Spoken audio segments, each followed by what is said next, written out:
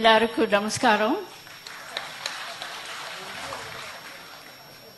எங்கள் வீட்டு பிள்ளை விழாவில் கலந்து கொள்ளும் ஒரு வாய்ப்பை கொடுத்தா உங்கள் எல்லோருக்கும், இங்கே மேடையில் இருக்கிற எல்லோருக்கும், இந்த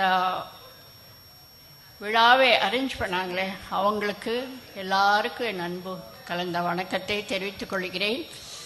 மக்கள் திலகத்தை பற்றி ஒவ்வொரு படத்திலையும் என்னென்ன நடந்ததுன்னு சொல்லணும்னு ஆசை, ஆனால் டைம் போராது. அதில் சில விஷயங்கள் மட்டும் சொல்கிறேன்.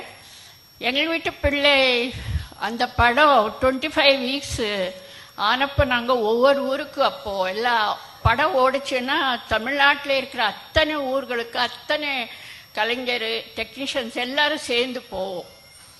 மதுரை போயிருந்தோம், திருச்சி போயிருந்தோம், கோயம்புத்தூர் போயிருந்தோம், திருநெல்வேலி போயிருந்தோம், கரூர் போயிருந்தோம், பாண்டிச்சேரி போயிருந்தோம், நிறைய எல்லா ஊருக்கும் போயிருந்தோம்.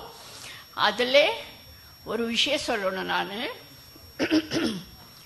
மதுரையிலே அங்கே தியேட்டரில் முடிச்சுட்டு நாங்கள் வெளியில் இப்படி நிற்கிறோம். எதிரெல்லாம் இதே மாதிரி ஜனங்க நின்றுட்டு எங்களை பார்த்துட்டு இருக்காங்க. அப்போது ஒரு பொண்ணு ஓடி வந்துட்டு என் கன்னத்தை கிடச்சிடுச்சு. அப்புறம் நான் ஓன்னு கற்றுட்டு, என் அன்பு தெய்வம் எம்ஜிஆர் எப்பவுமே ஒரு டாக்டர் வச்சிருப்பார். அவரோட சுப்பிரமணியம்னு சொல்லிட்டு டாக்டர் சுப்பிரமணியம் அவரோட இருப்பார். அவர் எப்போ கூடவே வருவார்.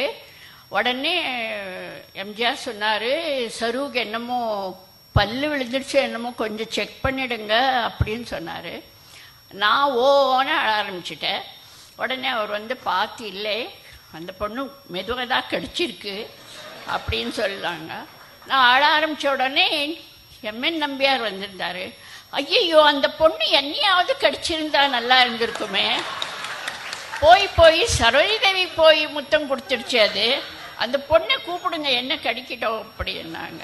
அந்த மாதிரி ஏன் அப்படி சொன்னாருன்னா, நான் சிரிக்கிட்டோம், இந்த வழியை மறக்கட்டோன்னு சொல்லிட்டு எம்என் ராஜா எப்படி இவர் எம்என் நம்பியார் சொன்னார். இந்த மாதிரி எத்தனை விஷயங்களை நான் சொல்லணும்னு ஆசைப்படுறேன். அதுக்கப்புறம் அந்த காலத்தில் நான் இதுக்கு சொல்கிறேன், இந்த காலத்து ஜனங்களுக்கு என் அன்பு தெய்வம் எம்ஜிஆரை பற்றி நிறைய தெரியாது. சும்மா தெரிஞ்சு வச்சிருக்காங்களே தவிர உண்மையான எத்தனை விஷயங்கள் அவரை பற்றி இருக்குன்னா அது ராமாயண மகாபாரத்தை விட நாங்கள் எழுதலாம். அந்த அளவுக்கு அவருடைய விஷயங்கள் இருக்குது.